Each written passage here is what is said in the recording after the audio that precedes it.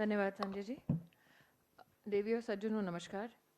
जैसा कि आप सबको ज्ञात है, भारत सरकार एक ऐतिहासिक जनता का लोकतांत्रिक आशीर्वाद प्राप्त करने के बाद अपने 3 वर्ष का कार्यकाल पूरा कर रही है। लोकतंत्र का एक उत्सव माननीय प्रधानमंत्री जी के नेतृत्व में देश के सभी नागरिकों के साथ समन्वय और संवाद की श्रृंखला में 26 मई से लेकर 15 जून तक राष्ट्र के लगभग 900 स्थलों में कार्यक्रमों के माध्यम से मनाया जाएगा।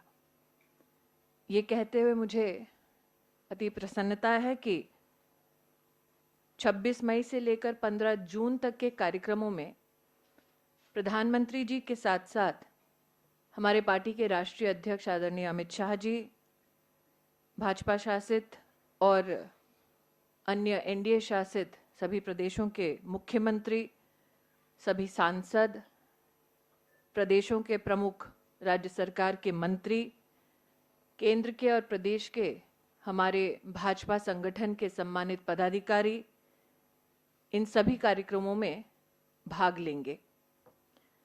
आज आपके सम्मुख विशेष 2 कार्यक्रमों की चर्चा मैं करूंगी। संगठन की दृष्टि से कुछ विषय अरुण जी आपके सामने प्रस्तुत करेंगे। शासकीय कार्यक्रमों में 2 प्रमुख कार्यक्रम 26 मई से 15 जून हम राष्ट्र भर में करेंगे। 26 मई माननीय प्रधानमंत्री जी का कार्यक्रम गुवाहाटी से शुरू होगा। 2 प्रमुख कार्यक्रम जो इस लोकतंत्र के उत्सव में किए जाएंगे, उनमें से पहला है making of developed India festival. अगर आप उसका एक्रोनिम देखें तो उसे हम मोदी फेस्ट के नाम से भी देख सकते हैं। और इस making of developed India festival, Modi fest के माध्यम से हम देश भर की जनता को और विशेष युवा पीढ़ी को भारत सरकार की सभी स्कीमों से न सिर्फ अवगत कराएंगे, बल्कि वो सारी स्कीम्स जो आज टेक्नोलॉजी के माध्यम से, ऐप्स के माध्यम से उपलब्ध है, उसे भी विशेष मोदी फेस्ट के हर एक कार्यक्रम में डाउनलोड की सुविधा नागरिकों को और विशेषतः युवाओं को उपलब्ध कराई जाएगी। मोदी फेस्ट जहां जहां होगा, वहां जन की बात की एक विशेष सुविधा प्रदान की जाएगी, जिसके माध्यम से जनता अपना संदेश माननीय प्रधानमंत्री जी तक पहुंचा सकती है। सबका साथ सबका विकास नामक सम्मेलन भी राष्ट्र भर में किया जाएगा विविध भारत सरकार की एजेंसीज द्वारा। इसमें भारत सरकार के गत 3 वर्षों में जिन जिन कार्यक्रमों के माध्यम से नागरिकों को लाभ पहुंचा है, ऐसे लाभार्थियों का सम्मेलन सबका साथ सबका विकास सम्मेलन के अंतर्गत किया जाएगा सभी राज्यों में। आज भाजपा के कार्यकर्ता होने के नाते मैं, अरुण जी, अनिल जी, संजय मयूख, हम सब प्रसन्नचित्त हैं ये जानते हुए कि माननीय प्रधानमंत्री जी के नेतृत्व में लाभार्थियों की संख्या इतनी विशाल है कि हमें पूर्ण विश्वास है कि सबका साथ सबका विकास सम्मेलन में भारी से भारी संख्या में जनता जनार्दन लोकतंत्र के इस उत्सव में सरकार के साथ समन्वय से ये उत्सव मनाएगी। उदाहरण, हम सब जानते हैं कि प्रधानमंत्री जनधन योजना के माध्यम से 25 करोड़ से भी ज्यादा हिंदुस्तानियों को देश के बैंकिंग सिस्टम से जोड़ा गया। प्रधानमंत्री मुद्रा योजना के माध्यम से 7 करोड़ से भी ज्यादा नागरिकों को आर्थिक सहायता लोन के माध्यम से प्रदान की गई। विशेषतः वो बहनें जो रसोई में हर रोज धुएं से जूझती, प्रधानमंत्री उज्ज्वला योजना के माध्यम से 2 करोड़ से भी ज़्यादा बहनों को लाभ पहुंचा है और हम आशावादी हैं कि इन सभी सम्मेलनों में भारी से भारी संख्या में सरकार के प्रतिनिधि, संगठन के प्रतिनिधियों के साथ-साथ जनता जनार्दन भी सम्मिलित होगी। अब मैं माननीय अरुण जी को आग्रह करूंगी कि वो संगठन की दृष्टि से कुछ डिटेल्स आपके सामने प्रस्तुत करें। मित्रों, गांव गरीब किसानों के हितैषी मोदी सरकार के 3 साल पूरे हो रहे हैं और इस 3 साल जब पूरे हो रहे हैं, पार्टी ने व्यापक कार्य योजना बनाई है जिससे कि देश के हर कोने में भारतीय जनता पार्टी सरकार की उपलब्धियों को लेकर के जनता के बीच में जाए। और जो प्रमुख कार्यक्रम हम लोगों ने बनाया है, कार्यक्रमों की रूपरेखा है, वह मैं आपको बताता हूं। हर जिले में जहां मंत्रीगण सांसद जाएंगे वहां पे प्रेस कॉन्फ्रेंस होगी। उसके साथ साथ मोदी फेस्ट और सबका साथ सबका विकास सम्मेलन जो सरकार के द्वारा हो रहा है उसमें वो भाग लेंगे। उसके अलावा एक बुद्धिजीवी वर्ग का इंटेलेक्चुअल्स मीट होगी जिसमें केंद्र सरकार की उपलब्धियों के बारे में प्रस्तुतिकरण उसका होगा। उसके साथ स्वच्छता अभियान का भी कार्यक्रम उन जिलों में होगा, वहां पे माननीय मंत्रीगण उसमें भाग लेंगे। मित्रों, हमारे जो 7 मोर्चे हैं, युवा मोर्चा, महिला मोर्चा, एससी मोर्चा, किसान मोर्चा, एसटी मोर्चा, ये जितने 7 मोर्चे हैं, एक मोर्चे का, एक वर्ग का वहां पे उस जिले में सम्मेलन भी होगा। उस सम्मेलन में भी वह जो नेतागण जाएंगे उसमें भाग लेंगे। और इसके साथ कुछ जगहों पे जनसभा भी होनी है और जनसभा के साथ साथ जो गरीब हैं, जिनके प्रति मोदी सरकार समर्पित है, गरीब कल्याण के एजेंडे पे हमारी केंद्र सरकार चल रही है, इसलिए ऐसे गरीब बस्तियों में भी जाएंगे और गरीबों से भी मिलेंगे, उनका भी हालचाल जानेंगे सभी नेतागण। कुल मिलाकर के इस कार्यक्रम में भाग लेने वाले 330 सांसद, 13 मुख्यमंत्री, 5 उप मुख्यमंत्री और पहली बार राज्य सरकार, जहां हमारी राज्य सरकार है, वहां के भी मंत्रीगण दूसरे राज्य में भी जाकर के कार्यक्रमों में भाग लेंगे। ऐसे कुल 450 प्रमुख नेतागण होते हैं जो दूसरे राज्यों में जाकर के कार्यक्रम करेंगे और लगभग 2 कार्यक्रम करने के साथ साथ यह 900 स्थानों पे यह पूरा कार्यक्रम होगा। जो नेतागण जाएंगे वह जिस राज्य में जाएंगे 2 कार्यक्रम करेंगे, उसके साथ एक जो गृह प्रदेश है वहां पे एक कार्यक्रम करेंगे और उसके साथ अपने कंसंसी में भी एक कार्यक्रम वह करेंगे। माननीय प्रधानमंत्री जी 26 तारीख को गुवाहाटी में इस कार्यक्रम का शुभारंभ कर रहे हैं। माननीय राष्ट्रीय अध्यक्ष श्री अमित भाई शाह जी, जो उनका विस्तृत प्रवास योजना है उसके अंतर्गत केरल में 2, 3, 4 जून को रहेंगे तो त्रिवेंद्रम में कार्यक्रम में भाग लेंगे। अंडमान निकोबार में पोर्ट ब्लेयर में 6 जून को भाग लेंगे और उसके साथ छत्तीसगढ़ में उनका चूंकि 8, 9, 10 का विस्तृत प्रवास योजना उनकी बनी है, इसलिए छत्तीसगढ़ में रायपुर में वह 3 साल के उपलब्धियों पे, 3 साल के कार्यकाल पूरा होने पे उनमें भाग लेंगे।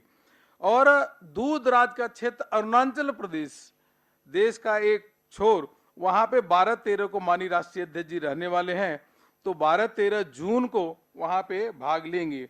मित्रों, इसके साथ साथ केंद्रीय मंत्री राजनाथ सिंह जी मुंबई और जयपुर में कार्यक्रमों में भाग लेंगे। सुषमा स्वराज जी दिल्ली और उत्तर प्रदेश में, लखनऊ में, माननीय अरुण जेटली जी बंगलोर में और अहमदाबाद में कार्यक्रमों में भाग लेंगे। माननीय एम वेंकैया नायडू जी यह भुवनेश्वर और छत्तीसगढ़ में कार्यक्रमों में भाग लेंगे। माननीय नितिन गडकरी जी चेन्नई और रांची के में कार्यक्रमों में भाग लेंगे। माननीय अनंत कुमार जी आंध्र प्रदेश और कलकत्ता में कार्यक्रमों में भाग लेंगे। जगत प्रकाश नड्डा जी केरला और गुजरात में, ऐसे सुरेश प्रभु जी वेस्ट बंगाल मध्य प्रदेश में। यह एक लंबी लिस्ट है। इसके साथ साथ मित्रों, जो मुख्यमंत्री, यह पहली बार ऐसा कार्यक्रम की रचना की गई कि माननीय मुख्यमंत्री गण जो हमारे हैं वह अपने प्रदेश में तो भाग लेंगे कार्यक्रमों में, दूसरे प्रदेश में भी जाकर के केंद्र सरकार के उपलब्धियों की चर्चा करेंगे। जैसे शिवराज सिंह चौहान जी, यह बरगढ़ वहां पे जाएंगे, उड़ीसा में पड़ता है। शिवराज सिंह चौहान जी बरगढ़ में, श्री रमन सिंह जी आसनसोल वेस्ट बंगाल में, हाँ वसुंधरा राजे जी यह शिमला में जाएंगी। मोहनोहर पारिकर जी विजयवाड़ा आंध्र प्रदेश में, श्री रघुवर दास जी दुर्गापुर वेस्ट बंगाल में। वेस्ट बंगाल में 2 माननीय मुख्यमंत्री गढ़ जाएंगे। और योगी आदित्यनाथ जी पटना बिहार में जाएंगे। मनोहर लाल खट्टर जी यह अपने हरियाणा के मुख्यमंत्री, यह जाएंगे हैदराबाद में। और महाराष्ट्र के मुख्यमंत्री देवेंद्र भाई जाएंगे कोची में केरला में। और विजय रूपानी जी हुबली धारवाड़ में जाएंगे कर्नाटका में। त्रिवेंद्र सिंह रावत उत्तराखंड के मुख्यमंत्री, यह हुबली नहीं यह जाएंगे जम्मू कश्मीर, जम्मू में त्रिवेंद्र सिंह रावत जी जम्मू में जाएंगे। और सर्बानंद सोनोवाल जी जाएंगे अगरतला। और एन बीरेन सिंह जाएंगे ऐजवाल मिजोरम में। और प्रेमा खांडू जी जाएंगे मेघालय में। मित्रों, इसी प्रकार से जो हमारे डिप्टी सीएम निर्मल सिंह जी जाएंगे पंजाब पटियाला में, केशव प्रसाद मौर्य जी नालंदा बिहार में। और दिनेश शर्मा जी जो उप मुख्यमंत्री हैं उत्तर प्रदेश में तमिलनाडु में। नितिन भाई पटेल दमनदीप में। और चाउमिन मेन ये जाएंगे नागालैंड। मित्रों, जो प्रदेश के प्रमुख मंत्रीगण है, जैसे उत्तर प्रदेश के मंत्रीगण जो हैं प्रमुख मंत्रीगण, वह वेस्ट बंगाल में जाएंगे और बिहार में जाएंगे। इसी प्रकार से उत्तराखंड के प्रमुख मंत्रीगण हैं वह हिमाचल प्रदेश में जाएंगे। और इस प्रकार से है कि जो मंत्री हैं प्रदेशों में, वह जहां हमारे शासन में हम नहीं हैं उन राज्यों में जाएंगे। वह कार्यक्रम में मंत्रीगण भी करीब 102 के करीब मंत्रीगण भी भाग लेंगे। ये डेट, जितनी भी डेट्स हैं, यह सारी की सारी डेट, यह हमने प्रदेशों को नेतागण का नाम दे दिया है। प्रदेश नेताओं से सीधे बात करके वह डेट को फाइनल करेंगे। इसलिए यह जब फाइनल हो जाएगा तो वह आपको इसके बारे में बता दिया जाएगा। और इन कार्यक्रमों के लिए यहाँ पे भी एक हमने कंट्रोल रूम बनाया अच्छी प्रकार से। यहाँ कार्यक्रमों की रचना जो हुई है उनका क्रियान्वयन ठीक से हो सके उसकी पूरा चिंता करेंगे। सभी प्रदेशों में पदाधिकारियों की बैठक हो चुकी है, वहां भी एक समन्वय तय हो चुका है। जिलों में भी कोऑर्डिनेटर तय हो चुके हैं। मुझको लगता है कि इस प्रकार से जो कार्यक्रमों की रचना हुई है बहुत ही सफलतम इसका संपन्न हम करेंगे। और क्यों करें भी क्यों नहीं, जब माननीय प्रधानमंत्री जी जो गांव गरीब किसानों के मसीहा है, जब पूरा गरीब माननीय प्रधानमंत्री जी के साथ है, देश की 125 करोड़ जनता है, तो हमारे संगठन का पूरा ताकत लगा करके मंडल से लेकर के जिले तक के कार्यकर्ता, प्रदेश स्तर के कार्यकर्ता, राष्ट्रीय पदाधिकारी भी इन कार्यक्रमों में भाग लेंगे, पूरी ताकत झोंकेंगे। सभी विधायक, सभी जनप्रतिनिधि, चाहे कारपोरेटर हो चाहे मेयर हो, सभी इस कार्यक्रमों में बढ़ चढ़ करके भाग लेंगे और कार्यक्रम अच्छी तरीके से इसका समन्वय करेंगे। और कोई आप जी, माननीय प्रधानमंत्री जी के अभी गुवाहाटी में कार्यक्रम होगा, उद्घाटन 26 तारीख को। अब मेरे पास आपका वेस्ट बंगाल में और गोवा में 2 जगह कार्यक्रम है। मेरे पास एडिशनल जिम्मेदारी और प्रवास के लिए गुजरात भी दिया गया है, महाराष्ट्र भी दिया गया है। और हाँ, आपकी रुचि उत्तर प्रदेश में है तो एक दिन उत्तर प्रदेश में भी कहा गया है। जो भी नेतागण हैं अपने प्रदेश में तो कार्यक्रम करेंगे गृह प्रदेश में। उसके साथ साथ जैसे जो आपको अगर सूची मिलती है तो यह ध्यान रहे कि जो नेतागण है जो उनका गृह प्रदेश है वह नाम नहीं दिया गया, वह तो कार्यक्रम उनको करना ही करना है। अन्य प्रदेशों में जाने वाले जो 450 नेता हैं जिनकी योजना बनी है उनका नाम दिया गया है। और यहां आप नोट कर लीजिए जी।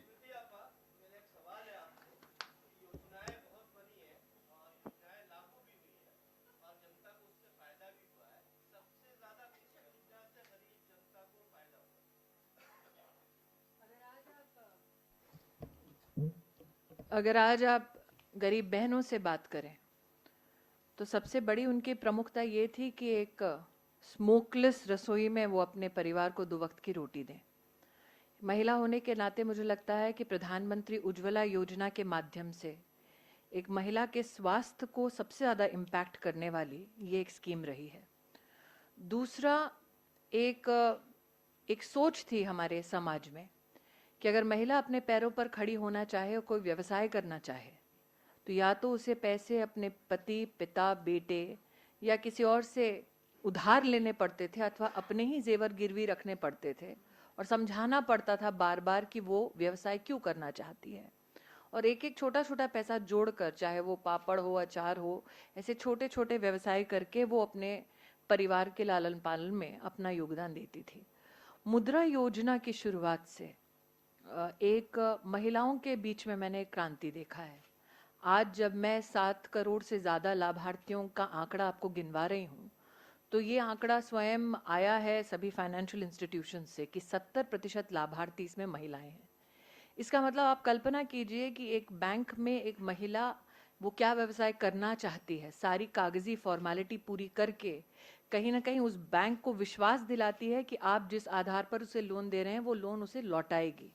और 70% बहनों का इसमें लाभार्थी होना अपने आप में एक बहुत साइलेंट मेजॉरिटी के इकोनॉमिक क्रांति का संकेत है। तो ये 2 स्कीमों के साथ साथ आज जो अनबैंक्ड सिटीजन था उसे बैंक के माध्यम से, जनधन के माध्यम से जोड़ने की जो प्रधानमंत्री जी की कवायद थी वो भी प्रशंसनीय है। लेकिन किसने सोचा था कि प्रधानमंत्री सुरक्षा बीमा योजना के माध्यम से मात्र महीने में 1 रुपया देकर आप अपने लिए एक सुरक्षा कवच इंश्योरेंस के माध्यम से प्राप्त कर पाएंगे। ये भी उपलब्धि नरेंद्र भाई मोदी के नेतृत्व में भाजपा नित एनडीए शासन की रही है।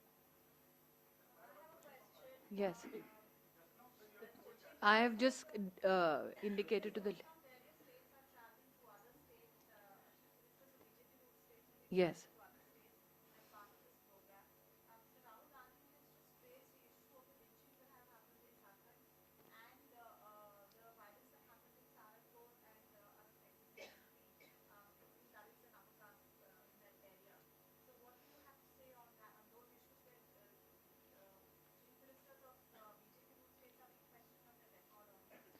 I will only say this, that as you all know, law and order is a state issue, and as a representative of the government of India, I can only indicate to the same.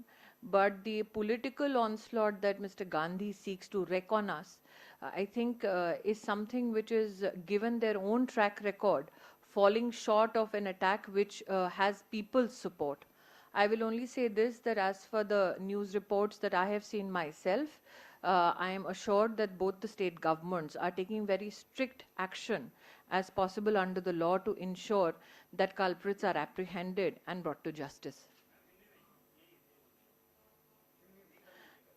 मैं इतना ही कहना चाहूँगी कि आप सब जानते हैं कि लॉ एंड ऑर्डर राज्य सरकारों का विषय है और भारत सरकार की एक प्रतिनिधि होने के नाते मैं आपका संकेत उसी तरफ करना चाहूँगी।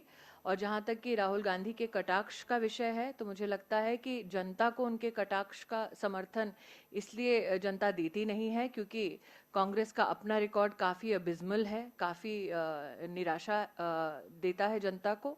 लेकिन ये भी कहना उचित होगा कि न्यूज़ रिपोर्ट्स खुद इस बात को दर्शाती हैं कि दोनों प्रदेशों की सरकारों ने स्ट्रॉन्ग पुलिस एक्शन लिया है और संविधान के दायरे में जो भी कानूनी कार्रवाई करनी है निश्चित रूप से वो होगी।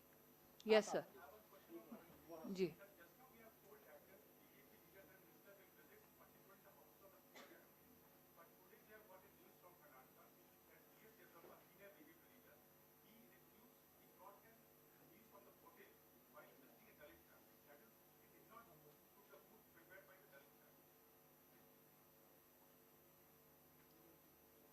आपको बोलना?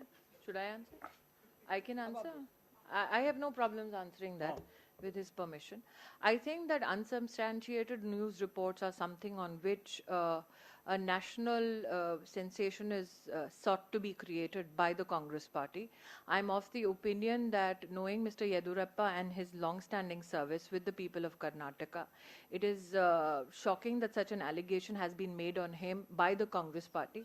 It is also extremely, I think, understandable that the Congress is jittery of losing power in Karnataka, and hence this charge has been made and this allegation has been leveled. Yes, ma'am. Yes.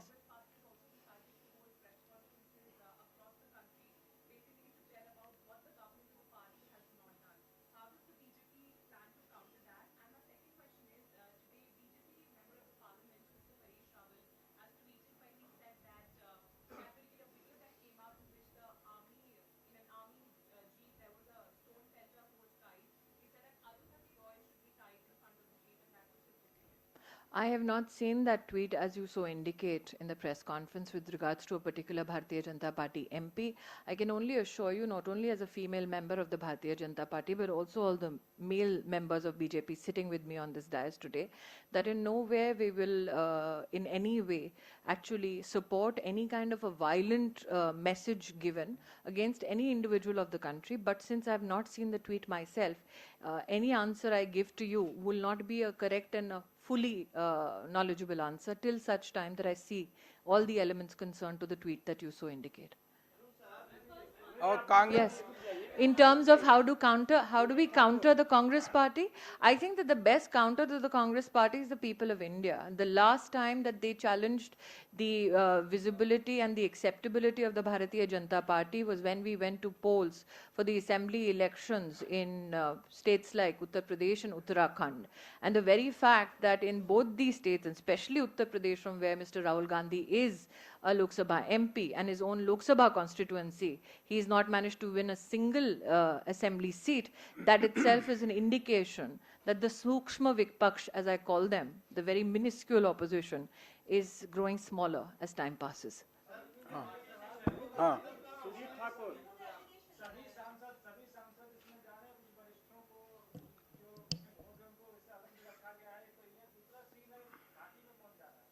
देखिए, ऐसा है कि त्रिवेंद्र सिंह रावत जी जा रहे हैं, उसके श्रीनगर जम्मू कश्मीर में, और जम्मू कश्मीर के मंत्रीगण है वह भी वहां पे भाग ले रहे हैं। दूसरी बात यह है कि जो प्रमुख सांसद हैं वह दूसरे राज्य में जा रहे हैं, बाकी सभी सांसदों को अपने प्रदेश में भी, जो दूसरे प्रदेश में नहीं जा रहे हैं, 3 कार्यक्रम करने ही करने हैं। और कांग्रेस अगर हमारा प्रेस कॉन्फ्रेंस करती है हमारे लिए तो अच्छा है, क्योंकि आजकल हम कांग्रेस के नकारात्मक जो उन्होंने उपलब्धियां रही हैं उसकी चर्चा नहीं करते। जब वो करेंगे तो जनता फिर उसके बाद फिर चर्चा करेंगे कि कांग्रेस ने 10 साल किस प्रकार से लूटा देश को।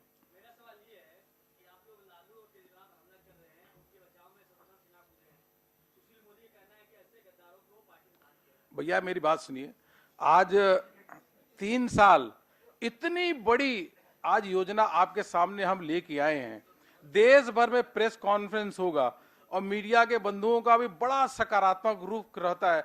आज इसी को आप छापिए, आप रोज हमारे पास न्यूज के लिए आते हैं कि कुछ तो न्यूज दे दीजिए, और अगर आप इसको अच्छी तरीके से छापेंगे तो आगे आपको और न्यूज लगेगी। बहुत बहुत धन्यवाद। अमित, मैंने लास्ट अमित को एक इंडिकेट किया।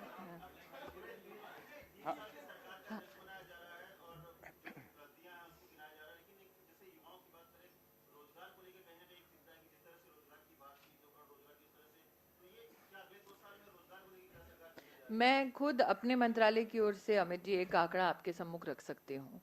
एंटी डंपिंग लगाई गई थी जूट पर, क्योंकि इंडस्ट्री का ये मानना था कि बांग्लादेश से, नेपाल से स्प्यूरियस रूट से जूट आता है, यहाँ पर डंप होता है और उसकी वजह से हिंदुस्तान की जूट इंडस्ट्री बंद हो रही है। जब इसका इन्वेस्टिगेशन किया गया DGFT द्वारा और पाया गया कि इन बातों में तथ्य है, जबकि इन बातों के ऊपर पिछली सरकार ने कोई व्यापक या फिर ठोस कदम नहीं उठाया था, तो हमारी सरकार ने WTO के दायरे में रहकर इन्वेस्टिगेशन के बाद जब ये प्राप्त की जानकारी कि हाँ ऐसी एक्टिविटीज़ हो रही हैं जिससे इंडियन इंडस्ट्री को धक्का पहुंच रहा है, तो एंटी डंपिंग ड्यूटी इम्पोज की। उसके बाद हमारे पास लिखित में आया है, आंध्र प्रदेश में लगभग 20 ऐसी जूट की ट्विनिंग फैक्ट्रीज हैं जो एसोसिएशन के माध्यम से जानकारी कम से कम मेरे विभाग के पास आई है, जो खुला है और उसकी वजह से एक बार फिर रोजगार लोगों को मिला है। तो एक तरफ एम्प्लॉयमेंट रिन्यूड प्रदान करना, जैसे कि अपैरल का एक 6000 करोड़ का पैकेज हुआ है उसकी वजह से, दूसरी ओर एम्प्लॉयमेंट जो पहले जा चुकी थी उसको प्रोटेक्ट करना, तो ये दोनों कार्य हो रहे हैं। लेकिन जैसा कि आप जानते हैं कि आज तक व्यापक तरीके से डेटा अक्यूमुलेशन के लिए फॉर्मल इनफॉर्मल सेक्टर के लिए कई प्रयास किए गए, लेकिन वो फ्रुक्टिफाई नहीं हुए। हाल ही में ये जानकारी आई है कि प्रधानमंत्री जी ने वाइस चेयरपर्सन नीति आयोग अरविंद पानीग्राही के नेतृत्व में एक टास्क फोर्स बनाई है। एक और उदाहरण मैं टेक्सटाइल मंत्रालय का ही दे सकती हूँ। साल 2004 तक टेक्सटाइल कमिश्नर का ऑफिस एकमात्र स्टैटिस्टिक्स ऑफिस हुआ करता था पूरे टेक्सटाइल क्षेत्र के लिए। मतलब एग्रीकल्चर के बाद देश में जो सबसे ज्यादा नौकरियां देने का सेक्टर है, उसकी डेटा कलेक्शन 2004 में बंद हो गई थी। दोबारा उसको रिवाइव किया गया है कुछ महीने पहले मेरे द्वारा, ताकि अब एक अक्यूमुलेटेड डेटा पॉइंट सारे वैल्यू चेन से प्रस्तुत कर सके हम राष्ट्र के सामने।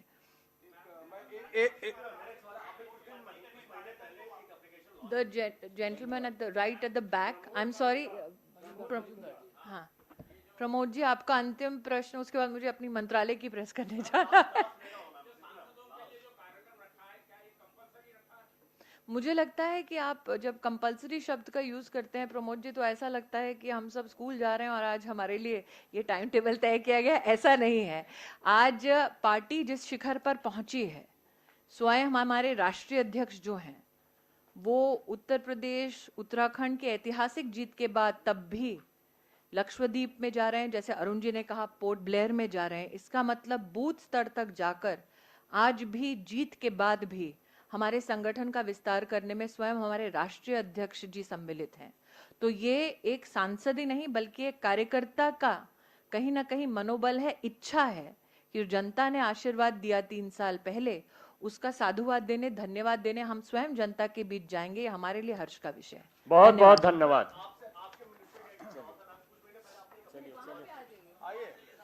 मंत्रालय की प्रेस कॉन्फ्रेंस में आ जाइए।